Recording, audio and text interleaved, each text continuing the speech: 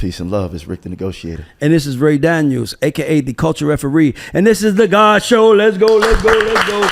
And today we have a very special guest. I remember when this person popped up on the scene. I remember watching her. And for me, I love to see women that hold it down in business because it's possible. You know, a lot of women think you got to do this, but I always saw you handle your business, and I watch you become a premier event planner. I don't want to say promoter because you're way more than that. Marketer, event planner, all those things. And she's just an all-around fan. And I think this is the last time she's ever going to get introduced as. Let's clap for Mrs. Diddy. Let's go. I'm like, it's like your heart, it's like, so we got Miss Diddy for the show. And by the way, this girl has built.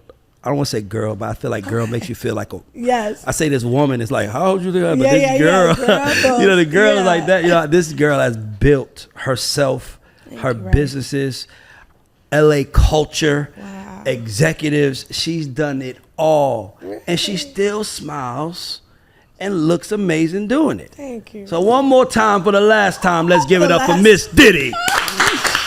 Miss Diddy, how you doing? Thank you. It's loaded now. Thank you. That's like crazy coming from I think we should tell everybody like it's crazy coming what's from happening right now. So we're actually filming in real time. In real time as the footage of the fucked up footage. Yeah. Of Puff and Cassie came out. And obviously you built your reputation being Miss Diddy. Yeah. And now Diddy has done some shit that we got to kind of address. So I'm giving the floor to Miss Diddy. Let's go. You know, what's tough is that my name, first of all, aging myself, I've been in the business for about 20 years. And so my name came when I was in high school. They called me Candis. We'll understand why. So you was popping at a young age. Always. She just flexed on told us, nigga, I've been popping since yay high. The video like in elementary doing the like with the microphone. Wow. Oh yeah, I was. You was on. You was up. I was. Yeah, remember assemblies back in the day? Oh yeah, this ain't. You know. This you ain't new to this. This is a real thing. And so, you know, they called me Candidi in high school, and so it just kind of went to Diddy, and it had nothing to do initially with him. He was Puff. And so, hold on, they gave you Diddy before, so you was the first Diddy. He was Puff. He was. He didn't go into. He wasn't Diddy. That's incredible. I didn't know that. That's good to know. Yeah, I really aged myself. And so, you know, when it went to Diddy, and it was like, you know, it made sense. And then, of course, him being on the scene with that name, it was just kind of like she hustled like Diddy, you know, like she didn't, you know, and it felt fun. It felt great for that time, right? To be able, we have these cultural giants that we have looked up to in these things. And like, you know, there are people that want to be in the music industry because of so-and-so or want to do this. There's people that now want to be in the music industry and do what you've done because they see Ray, you know. There's a lot of Miss Diddy's attempting to be out here too, so let's be clear. There's many of those. We'll talk about them later. Let's finish everything.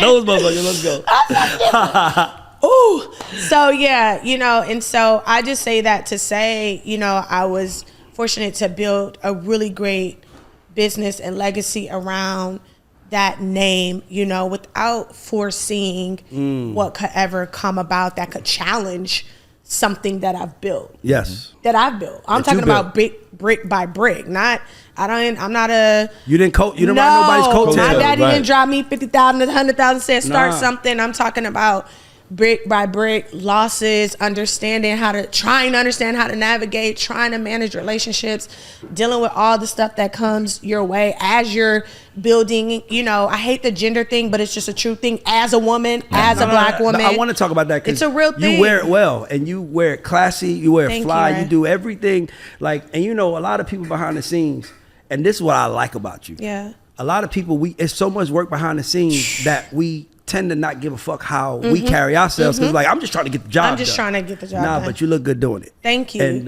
that 20-year shit, that shocked me because I thought you were gonna say 7, 8. Like I'm like, damn, yeah. You look better doing it. Thank you. Don't feel bad about that shit. I appreciate that. I mean, I think, and that's the most authentic piece about it because it has been that long, and like, you know, and it is time to rebrand myself because there was a time in my career I'm like, it's gonna get to a time where I do want to just show up as who I am. But like, I'm a girl from the hood. I don't like nobody knowing my name like that. I'm from a different area. You know what I'm saying? You better be knowing my name, you know? And so it's been a protective thing too, Yes. right? Like it's a protective thing because we're in this business, but a lot of ourselves, it's outside, it's with people, it's with energy, it's in rooms, and people don't understand unless you're in it how much that kind of like you got to sacrifice pieces of you to do that. Yep. So I always wanted to protect it, and like my name, I'm actually named after both of my grandmothers, so it's like really important to me. Are we gonna get the reveal? This is literally the first time I've ever said my real name ever on the platform. We get an exclusive. This black woman bought us an exclusive. Let's go. No, it's a real exclusive. No, I gotta change my name for obvious reasons. The rebrand. So we're not gonna. So after this moment, we're no longer gonna call you Miss Diddy. We're gonna call you Candis Grace. Candis Grace, guys.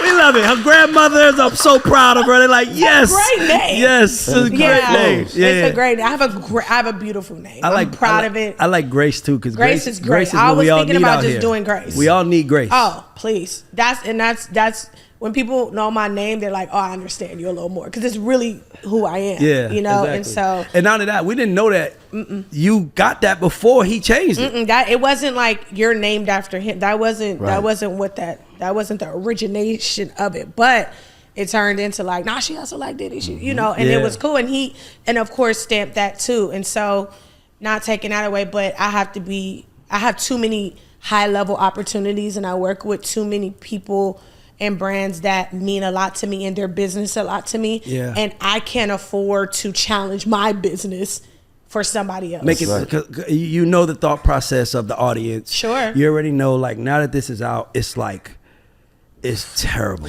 So and the crazy thing is that I think, and not to go into it, but I say to you, that if he would have said during his apology, I did do wrong things. I did do wrong. And I'm getting better. I think this footage. Therapy. Yes, I think this footage is like, it still hurts, but he kind of hits something softer than the bricks he about to hit right now. Yeah. He doubled down. Like the shit he's about to hit right now, just because he said I didn't do it. And like you, and I know he's done a lot. Like, he's co-signed you for sure. He's co-signed us. Sure. Puff is the reason why this show popped off. Yeah. Like, he co-signed this show, was like, I don't know this guy Ray, but I fuck with him. So it was always like of course, I appreciate that, but I can't. But we can't negate. I can't separate the bad behavior, and you know, in the manner it was done. And by the way, Cassie, everyone owes you an apology.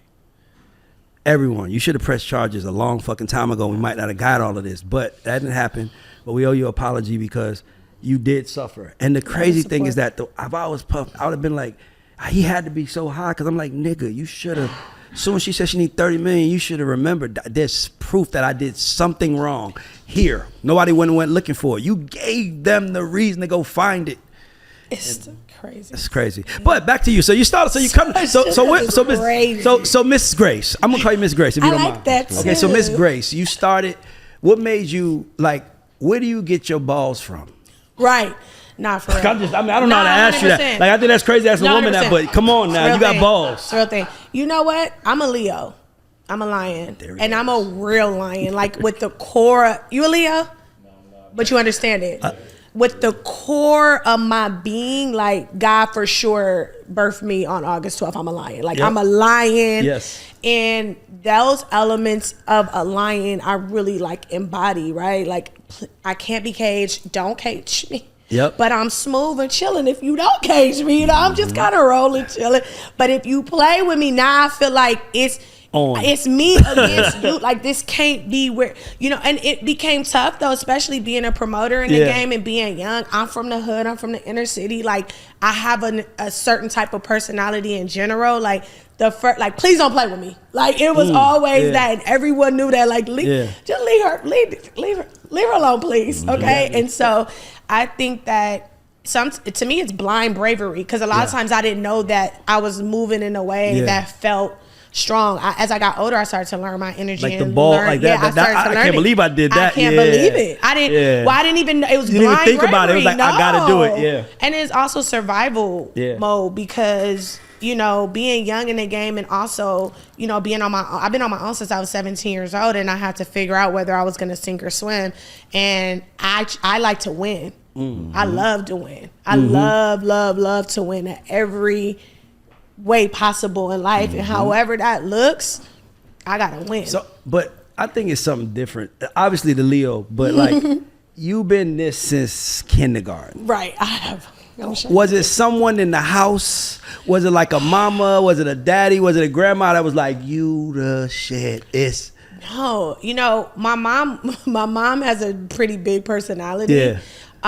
And my dad does too, and he was a musician, so like there's that element. But I think that, I don't know, man, I think it was just me. So at what age, what's the earliest age you remember feeling like, I'm gonna be somebody?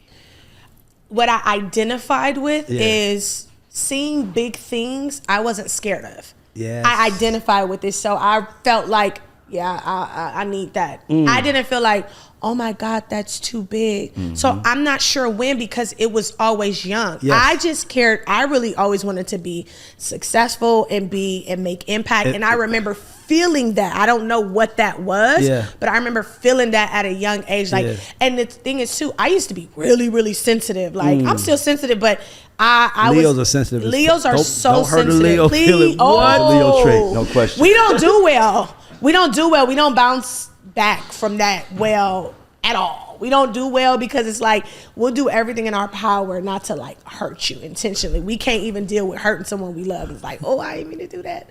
So I don't know, man. I was fortunate to be able to come in a time where like it was, you know, this, like it was a good time in music, being around everyone. Like, you know, I came in with Kanye. It was like before. Where are you from originally? Compton. But you know, Ye lived in LA. No, but I'm saying, but that is because what really is impressive about you is there are Miss Diddy's all around the country. Yeah, for sure. Give them that. But the two cities where you gotta be that motherfucker is New York and LA. You better be on your square. So it's like, I'm like, how did you? So, but you're from there, because I'm from like, there, born and raised. How does someone from Jackson, Mississippi, come to LA and be like, I'm about to change? But this is what I tell them: Yeah. it's you can't. I'm not saying you can't come and do your thing and be successful. Yep. But you don't know how many times people have come to me over the years. I'm about to come and F the city up. I'm like, okay, let me know how that goes. It just doesn't work that way. You better learn the politics. You knew the politics of the city. You better learn the politics. And you also better learn that relationship matters, and that's the currency. Yes. You could think to make all the money you want to make in the world, but the relationship is the currency. And me checking on how's your sister? Say that, because there's That's so the many currency. people that only thing they value is the money. And I'm like, if you think money is the currency, you don't understand money comes. It comes from, it pours into you. But also money is the easiest thing to make, and it's the easiest thing to lose. Yep. So there is a value on it. Of course. I love money. We all do. I am. And people get all messed up because the Bible don't say for the love. The Bible says for the love of money is the root of all evil. It doesn't say money is evil, so that we're clear. You know what I mean? So I like that. It's for the love. It's what you would do. It's the root is what you would do, or what. That's the part that makes. If you got a good relationship with money, that's a beautiful life. What? It's freedom. The abundance you what attract. What are you talking about? And not only that, I know you. I already know. Yeah. What people don't understand, and I know some. And by the way, I know there's some people that watch this and might be irritated by my arrogance that you feel that I'm not showing, or Miss Diddy's arrogance. Yep. But it's not arrogance. No. It is people who have went down that dark alley, was told they gonna get hit. Was told don't go down there, and they was like, I got to get to that other side, and they went. And then when they get over there, you can't tell me nothing. How can you tell me? So you would have, because if I listened to you, I would have still been on the other side. That's what I wanted to explain that to the audience, because there's a confidence that comes with trying. That's why we only saying try. That comes with trying. There's a confidence that comes with. Don't rush past that. That's good. You gotta try. That's good. And you can't be afraid of the outcome. Yeah. Because trying is the win.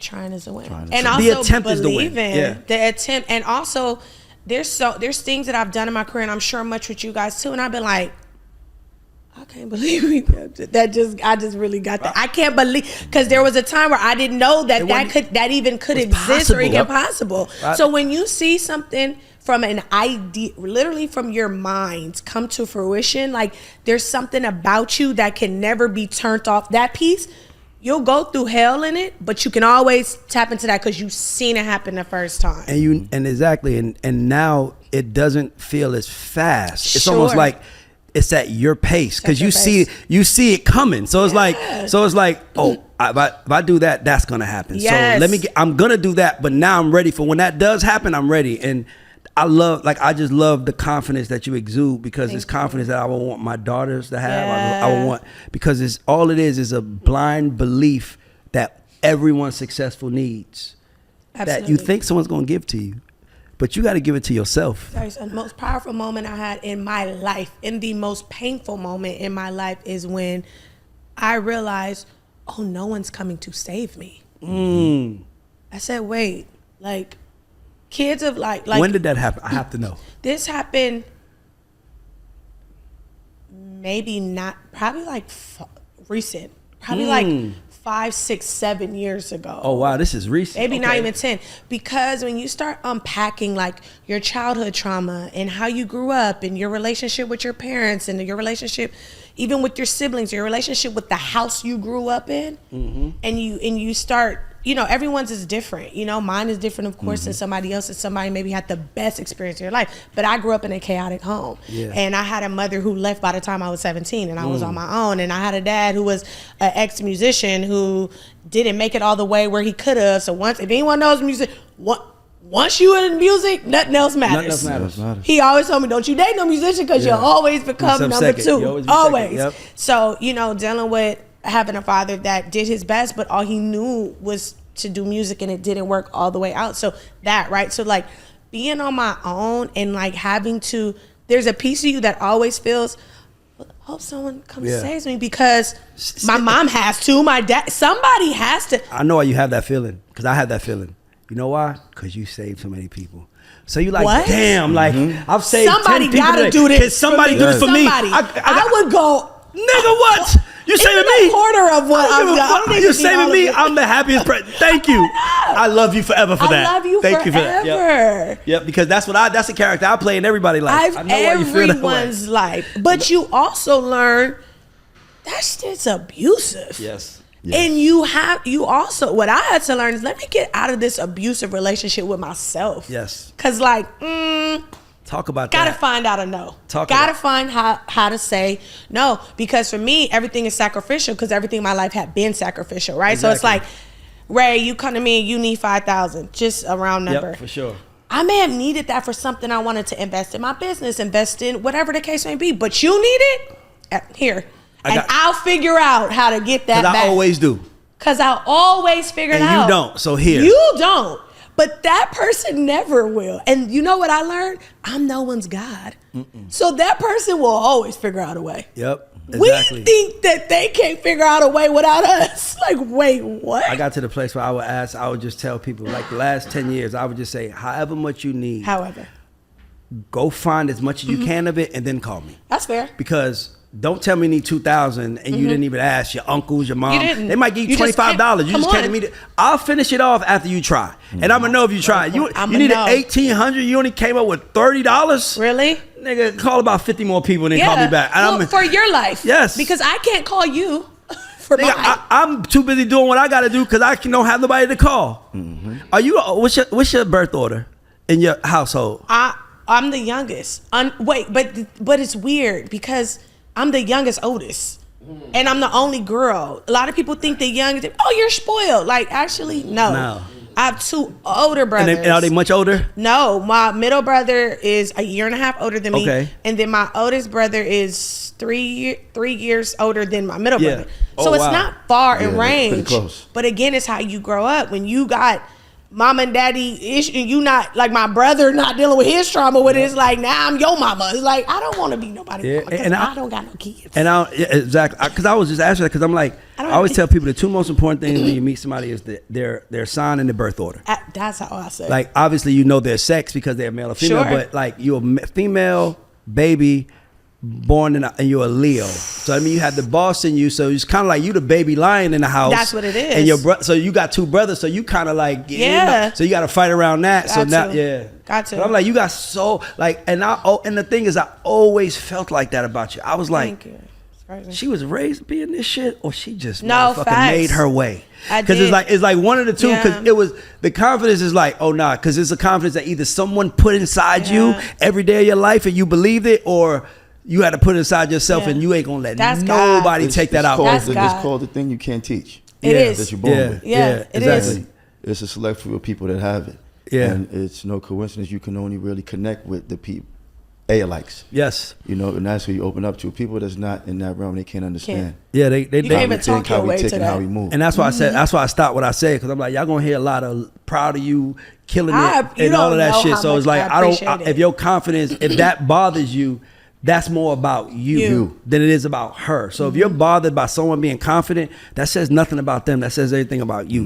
You have a problem with people feeling something that you want to feel. Absolutely. And you're jealous that they feel that way. Good. And by the way, that's good. Not to do therapy, but I like what you said, because I always say success does not come without emotional vulnerability. 100%. Like, because you got to look at yourself. And you got to look at where you came from, and then sometimes the best thing is when you honest with yourself about other people. Like, I never knew that a mother said she loved you until I got a girlfriend that mother said she loved her. And I was like, oh shit, parents do that? I didn't even know that.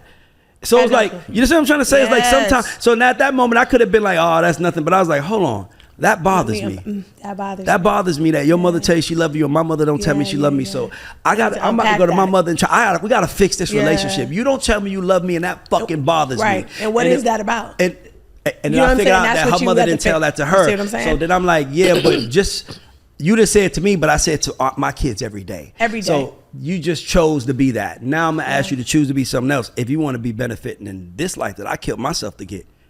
But that's what I was gonna say. Like, that confidence that you're speaking about, I can't tell you what I had to go through for that. You would have quit in the beginning if you saw you wouldn't. If you could never step foot in what it takes to do. And we talking about consistently. Yes, that's the hard part. Yes, like. People will go try today, like, oh, I want to work out and lose some weight. I'm gonna go work out for 3 days. Check the scale. Oh, I ain't lost no weight yet. I'm quit. Nah, brother. You have to be committed. Yeah. With every being of you to everything in the process. Yeah. Not the good. No. Everything. So when it's hard and shit is falling down, they're like, Diddy, the person that make their flight and we don't know what to do. And you like, don't worry about it. Right now. Let's figure this shit out right now. Yeah. That's the leadership that I see, that I'm like, we in there. So I wanted to ask you, like, so you stepping on can you tell me, for the people at home that's like, I'm trying. Yeah. Can you give us some of your biggest failures? I think to understand that you don't know everything and you never will is powerful, right? So like, I didn't go to school for what I dropped out of college. I had to go figure it out. So I didn't have higher education on my side, right? So I didn't have this degree on my side that when I step in the door, I have this degree and it says this. You know, I'm the little black girl doing business. So it's, well, who are your clients again? And you're doing business in Hollywood. And it's not, if you was the biggest promoter in Compton, it'd be like that. That's cool. Hollywood, they don't nigga. Understand it. What TMZ is, 30 Mile Zone, where all they care about is the white celebrities, the white, and for you to make yourself, that's incredible. That's what they don't understand. Let's clap for that, by the way. We here to celebrate this black woman. We here to celebrate this black woman. So much. We here to celebrate you. Yes. There's no Diddy over here. We no disrespect. We are celebrating the woman. We are transitioning. We're transitioning from the there. Yeah. We want a big. We want to. It's about Miss Grace. Yes, Thank it's you. about Mrs. Grace. But I do appreciate, you saying that. But I think for the people that's trying, is much to like my dear brother, God rest his soul, said. But you have to go through every emotion that like he's like, I went through every emotion trying to accomplish what I'm trying to do. And like you said, I'm not saying I have this ultimate poise and say I got it all figured out. But the only defining factor is I didn't quit. You just gotta keep going. You gotta wake up. Sometimes you gotta take that thing minute by minute. Yeah. You know what I'm saying? I've been in all once you get to a certain level, you deal with lawsuits. You deal with. I remember the first lawsuit I ever had, and it's from a girl who begged to work for me, ran up on me in the bathroom. And the problem is me being me. I'm gonna always want to help. It's natural. Because that's all I really wanted as a little girl, right? So like, if you a young girl and you, come on, let's figure this out. Which ain't always the best thing to do because everyone is working out their own demons, but you don't know until they come to it, you know? Exactly. So even my first lawsuit that came to my way, I'm like, huh? I thought that I was facing losing everything I built. This was early on in my career for something that wasn't me. Like, wait, what? This is what could happen? And that's not true. You tell your lawyer, that's not true. That's not what happened. He's like, yeah, you still need to pay. Still need to pay. Us to go tell them that it's not true. Still had to settle out. Not because it was true. Because it's not worth it. It's not worth it. You're going to spend more money on lawyers. It's a loss either way. You learn that later in life. Or a little loss. Yeah. It's a big loss or a loss. That's why when people start talking to settling shit, I'm like, you don't understand. You don't understand. Sometimes the best option is to settle and get it because out. get it out the way because you're going to be paying lawyers $50,000 every fucking 2 or 3 months while they sitting there going through the process. So it's like talking about I did it. Yes, Yeah. you did. I did it. No, because what you learn in business is the quicker you can get past something, get over something, move something to get it done with, is the better you can continue to run. move forward. So I want to tell you something. So in Atlanta, we're known, humbly known as Black Hollywood. yeah, where'd that come from? But go ahead. I was about to say, Okay. you created in real Hollywood the toast of Black Hollywood. Yes. What was your thought process and how getting that and putting that together? Like, what was in your head that you said, I have to do that? So with Toast to Black Hollywood, which was initially called Toast to Young Hollywood, I changed it to Toast to Black Hollywood after 2020 when everything happened with George Floyd and Breonna Taylor, and we started really, I mean, we always knew, you know what I mean? Yeah. I'm from Compton, after police, like we know. But we're seeing something happen before our eyes that you cannot act like this is not happening. Yes. And this doesn't feel the way it feels. And for me and my business, I wanted to be brave in my communication that I am proud to be a Black woman. And I can't see a white woman that could sit in my shoes, sit on this couch, and be able to speak to the things that we go through every day. Coming from where you came from. Coming from where I came from to where I've been blessed enough to grace and be around. And so I wanted to be brave in my communication that, yeah, it's cool Toast to Young Hollywood. And it was more of like, for us, it's peer-to-peer. I wanted us to be able to say, I'm so proud of you. I love you, friend. Like, you really killing it. And I want the world to know that I see you, right? Because that's how I always was, even in my intimate relationships with people in the industry. And so that's where it derived from. So me changing it to Toast to Black Hollywood was a really bold thing for me, but it was important. It was important that even the partners and whoever wants to do business with me understands that I'm not backing down from being Black. This is what it is. And you either want to be a part or you don't. And that's cool too. Because I serve one God, no man. So I'm not concerned, you know? And so, yeah, but it was really originated from that. I wanted to do a peer-to-peer moment. And also, more importantly, I was always the girl too before I became a little more loud in my career, because I'm a worker bee. Like, I'm gonna keep my head down, I'm gonna work, I'm a hustler, I'm gonna keep going. And so I was always the girl that was doing most of the stuff that no one knew that I would be doing. Like, nah, Diddy the one that put that together. Diddy want to introduce me to so-and-so. Diddy want to put that deal together, you know? And so I wanted those people to be able to have shine some light on. So that's why mine isn't about this big artist that we want to make sure we see. Is the executives. It's about us. It's about us, the executives. My friends are the executives and the managers and the A&Rs. And they're taught to not take credit. So sometimes someone has to give them the credit. It's true. So even my first Toast to Black Hollywood, I actually honored Dallas. Yep. Dallas was one of them. Steve Rifkin. Shout out to Dallas Martin. Shout out to Dallas Martin. And that is my friend. brother. Right. I love that nigga. I love him so much. Straight up. And I love that nigga. For sure. I can definitely vouch for my peers. Me too. Oh, what? Like, if I look up to you and stand on it, because I already know what it is, and I already know the cloth, and certain things is not in certain people, but that'll get figured out. But I just want to shout them out because we need more of that. The disrespect should be just as loud as the love. The love should be just as loud as the disrespect. But I was going to tell you, so you've obviously honored people, and now you're being honored by Black Enterprises as a 2024 at the 2024 Disruptor Summit. So let's clap for that.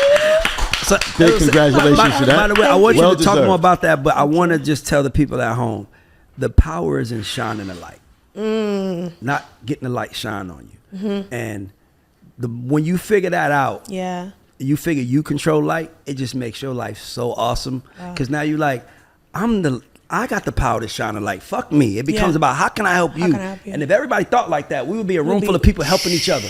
What you need. So I just had to say that. But I want to congratulate you. So tell me about how you feel about that. Talk about that. I'm super excited because I only wanted to do business in this world. I don't sing. I don't have the gift of song. Hallelujah. I do not rap. I can rap though. Let me stop. I can rap. I do not rap. I do not act. I can't remember lines, but I can remember every single rap song. You can play yourself, though. You know what? But I can't. I'm not about to get on this lady named Michelle. That's a boss chick running the company. You can do that though. I mean, it's in your Olivia Pope. But my gift is business. I've been great in building good business acumen. I understand. I love business, the art of business, the art of people, the art of negotiation, the art of a deal being done, the art of being like, is it closed? We got it. That, the Steve Stouts of the world, that type of thing is what I cared and looked up to. And so Black Enterprise is far more important to me than a lot of media or publications for that in particular. That's us. Yeah, that's us. And from Bush, the CEO, it was his father's publication. They've been over 50 years. That's the magazine that was on your, Black Enterprise. But you knew that was Black people, Black excellent business people. I want to ask you a question. You talking to a whole bunch of young 18-year-old girls. Hell, young Miss Grace is in there, right? 18-year-old you in there. And you're telling them what it's like to be a woman in business. What would be some rules or some guidelines that you would say, if you never talk to me again, I want you to remember these things as a woman and as a businesswoman, because you carry it well. I would want to say to remember yourself. Remember who you are. And when people say that, it sounds cliche. It's not cliche. Remember who you are. Remember what you are doing it for. It has to be something bigger than, I don't know, being famous. Or buying a car, dream car. But I was just going to say that. A purse, whatever. Those things come. Remember what you're doing it for. Is it community? Is it family? Is it to be an inspiration? Is it to be impactful? Yep. It's I would say to figure that out. Don't just want to be famous. You got listen, Kim Kardashian has built something that we have never seen before. Give her that. Her and the Paris Hiltons of the world. Period. Facts. But she's not a Black woman, and because she's not a Black woman, she was able to say, I only wanted to be famous. Yes. She says it over and over again. By the way, she accomplished it. The best to do it. Yep. Family is the best. The best to do it. But she only wanted to be famous. So for me, I have to figure out at what cost am I doing everything? At what cost? What does this come with? Am I willing to eat that cost? Is that playing in on my integrity? So you're not going to do everything right, because right is relative. What's right to you may not be right to me, and vice versa. But remember who you are and remember yourself. And remember that people are looking at you. You know what I mean? I got my little cousins that work for me, make money with me. Ain't no just, you know what I'm saying? I'm showing them the world, flying them where they need. They're able to go home to our family and, no, I was with cousin Candis, I can say now. You know what I mean? Cousin Candis and this, that's and the that. past right there. You with Candis, you're good. Oh we know God, you're not doing nothing dumb. They can't even call me nothing public. But, and just remember that there are people looking at you. If you want to get to the see, I like number one. I like to be you know what it is? If you want to be number one for for a long time. Yes. You have to be dedicated to the work that comes with Yes. it. You can get lucky today, do something, and be number one tomorrow, but that doesn't mean you're gonna be number one the day after that. No, you have to stand the test of you time. have to stand the test, and that comes from learning and doing the process. Absolutely. And honoring what you feel like you was born to do. So the next question is, you have, where do you get your faith from? Like I'm always interested in the makeup of people, because when you're young, you just trying to get through the day. When you as you get older, you just start like, and then you get to that place where like, I don't want to get through anymore. I want to get up, right? And now you're like, I got to figure out, like, I'm going to go for it. Like, my faith came from my father dying. My father died, my sister right there, our father died, and I remember being at his grave. And as soon as you said the greatest, most moment that changed my life was also the most painful moment. Yeah. It took me back to being at my dad's grave, not his grave, at his wake. And it was like everybody was just acting normal. Like, like, oh, how you doing? Hey. And this was my fucking father that died. This wasn't like, it was like the world stopped for me. And I was 22 years old. And I remember thinking like, I'm not going to be him. It was almost like his death gave me permission to be what I wanted to be. Yeah. And I was like, you know what? Because if Bill Cosby was my father, what would I be? Yeah. If Bill Cosby was my father and I worked at Delta, niggas would be like, why are you working at Delta? Your dad is Bill Cosby. But because my father was who he was, people were like, Delta's so good for you, stay there. Man, fuck y'all. I'm going to determine how far I go. And it was seeing my father die and realizing that he couldn't go where he wanted to go because he was always worrying about, no, fuck that. I'm taking us up. So for me, and by the way, I felt like, I hate to say this, but I felt like I couldn't let his death be in vain without me making my motherfucking name count. Like, I'm going to make it count. Absolutely. Where does your faith come from? Man, I've in my whole career have always said, probably if I did 10 interviews, 9 of them I said this only because one of them I probably forgot in the moment. But I am a woman of God. I'm a woman of faith. I believe in God. I believe in Jesus Christ. I respect everyone's religion. That's me. And that is let's get it for God. Let's get it for God. Cuzzo, you got to clap with the hand for it. Clap for God.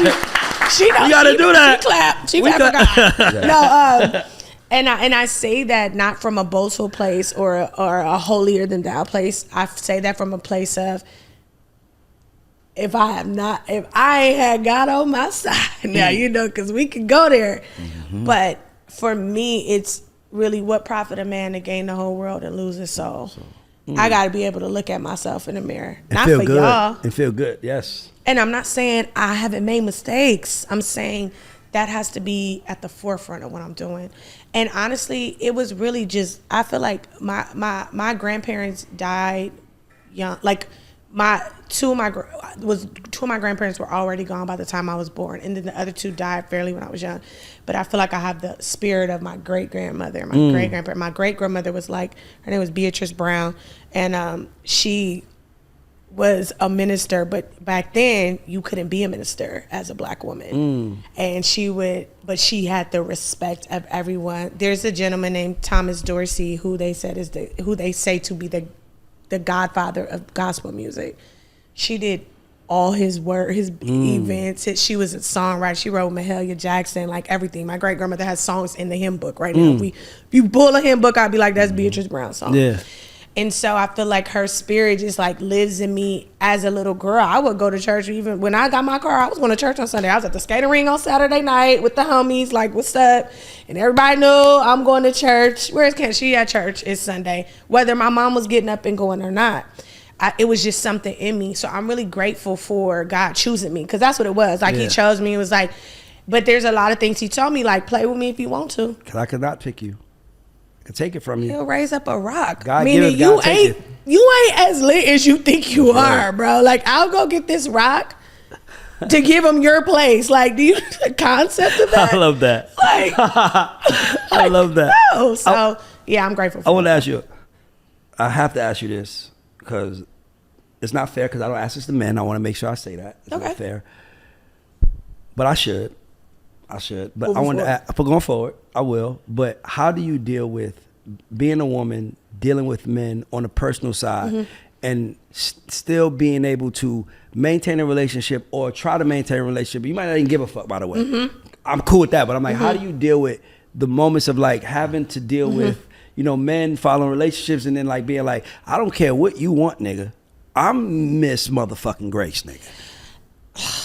Because there's a lot of women out here who feel like because I believe that women's natural inclination is to follow. That's where they are in their best inclination. Like that's why when a woman gets married, her father walks her down the aisle and hands her off to her husband, and she takes his name, and now you're their family. It's a lot of that. So, but obviously, a lot of these niggas ain't really bossing up. Like they ain't keeping up. So, how do you deal with dating as a female entrepreneur that has her life in front of her, but like, and obviously, you know, you don't want to be alone. Like Oprah always had a Stedman, but how do you deal with like managing the man and his expectations of where you're trying to go in life? It's really tough because I don't, it's not something that's, it's tough because I tell men, like, men will think they want me and I'll be like, you don't want me.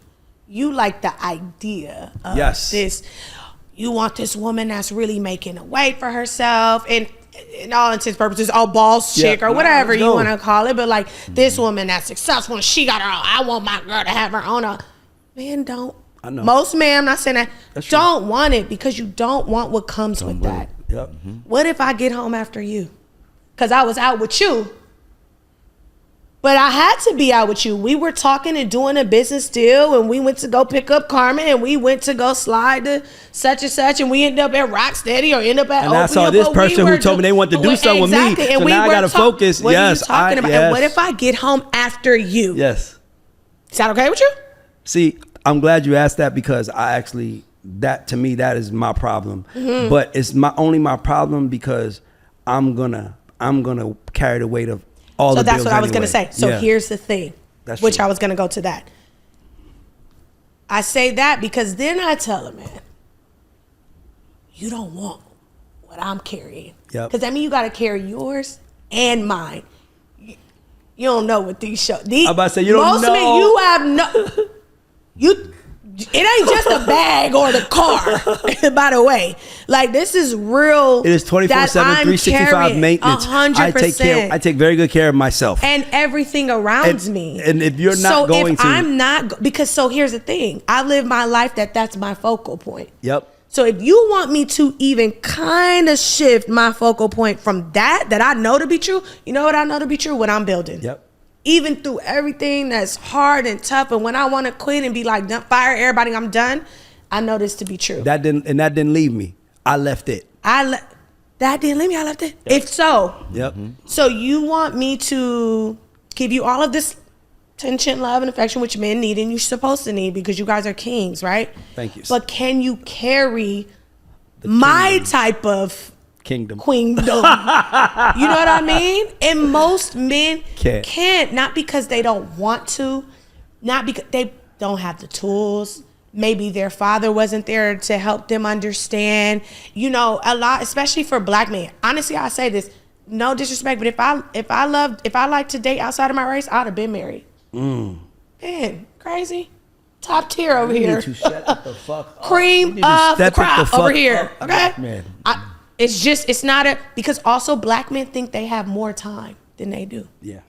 Well, elaborate on that. Elaborate on that a little bit because I've been suffering from that. The last 2 weeks, that's been my life. So I'm like, is this motherfucker calling me out? Like, is she at my house? Right? No, because I'm like, I do believe that. Because I was going to say, I think that we don't talk enough about how if you don't, in life, you're either chasing or you're settling. Sure. Wow. You're either sitting still at your job working or you're chasing something, right? So if you're sitting still at your job, then that motherfucker better be good enough for everybody, right? If you're chasing, you ain't got time for nothing. So you kind of got to run with me or be okay that I'm going to come back. And I got to the place where I ain't going to lie. I got to the place in my life a while ago where I got tired of apologizing to people. Like, man, I'm sorry, man. And then I was kind of like, I'm not apologizing no motherfucking more. Like, hey man, hey listen man. This is what it is. I'm in my motherfucking moment. I'm in my bag and I don't want to let that go for you. So if you think that I'm going to stop my life to make sure you feel good about yourself, meanwhile, I'm making myself feel good about myself, we got a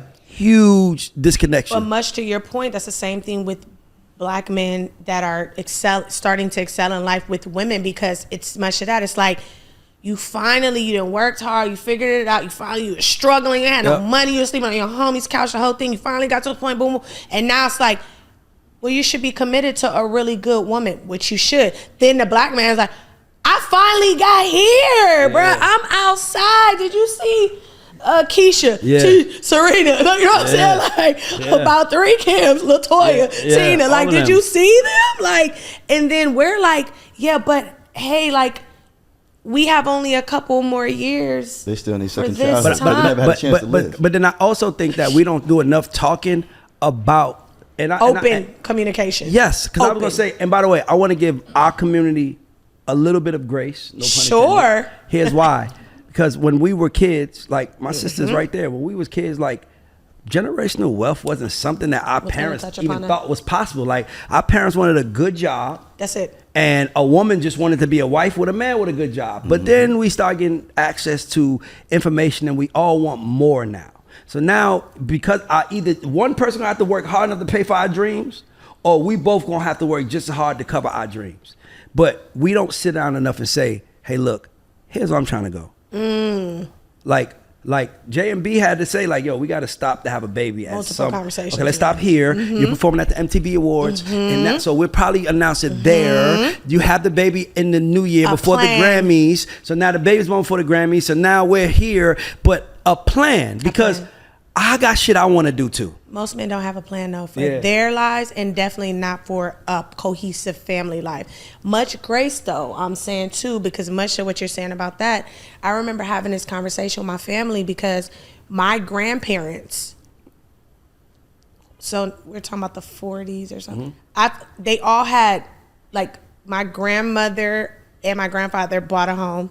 My grandmother, my mom's mom, left 3 properties. By the time she was 49 years old, she died. Left 3 properties. I mean, I'm not big. I'm not talking about big old mansions, a cabin, upstate, you know, a property in Philly, a property. My family's from New York. But ownership, when it was illegal for black women to own property. But you know what happened as soon as she died, and my mom was 23 and my aunt, her sister, was 19, they sold it. So my grandmother didn't sit and say, hey, I don't care what you gotta do. Don't you sell this property. Period. I don't care if you gotta sleep outside. Don't sell this. This is gonna save the family later. I had family. I was in Indianapolis. My dad's side is from there. I'm sitting around. They talking.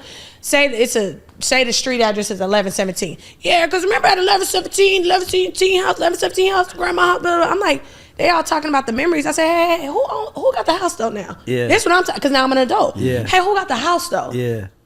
Oh, no, who last person that owned it was a kid, and he's so... Hold on. So this house y'all dreaming, talking about that we owned in our family. So no one has this in the family? All y'all grown behind in so much grace. But here's the thing. I had this conversation with my aunt. She's like, you know what? Our grandparents, first of all, it was a time above that they weren't supposed to be reading. Yeah. So that some of them didn't even know how to read. So that level of communication. I mean, we always need help. We always need someone to help us understand what's going on, because we can't figure it out ourselves. But it was also always against us. The odds are always been stacked against us. I didn't start in the green in life. I started in the red. And I had to figure out how to get to the black to get to the green. Yeah, then you still like figure like, how can I keep it green for a long time? Because this shit keep going from green to black. Keep it green? You going from green to black, nigga. How I get black so fast? What? I know it. So grace for the black man. I'm saying that to say there are things, you know, we have a whole drug epidemic that dropped in our inner city. You know what I'm saying? Wiped out a generation. I always said Compton was a farmland. I have this conversation all the time. Like, y'all know the Compton Cowboys. Shout out to Randy. Like, we grew up with horses. It's a farmland, pigs, dirt roads before it was cement, all of that. How they get drugs and guns? That was farmers. We don't know, and we don't value each other enough to understand that we need each other. And by the way, we do know that was programmed, but we have no more excuses. No. There's no more excuses. But it did set us back. It did set us back, but if you were telling your kids, it's like, I don't give a fuck if they have an advantage. You still need to go and you still need to compete. And don't give them no excuses to, like I always say, you gotta be twice as hard, work twice as hard to make half as much. We know that already. So we get that already, but that doesn't mean we don't try. And it also, and the one thing that can stop that is our support and love for each other. That's why I had to see footage on what Puff did to say, I ain't with that. I gotta, even though I'm wrong, that's cool. I'll trust again. I'll trust again. Not him, but I'm saying I'll trust someone again. I'm not gonna make, because he said a lie, and make James a liar. Like, it's like we don't trust each other. We have, and if we trusted each other, and trusting each other means I'm gonna do my part. But this is the God Show. Shout out to Mrs. Grace, no longer Mrs. We know. Shout out to Mrs. Grace. If you see her and you call her Mrs. the other name, she's gonna correct you very, very professionally. I'm gonna be like, did y'all see the God Show? Done. Right. And shout out to y'all. This is the God Show. We are out. Let's go.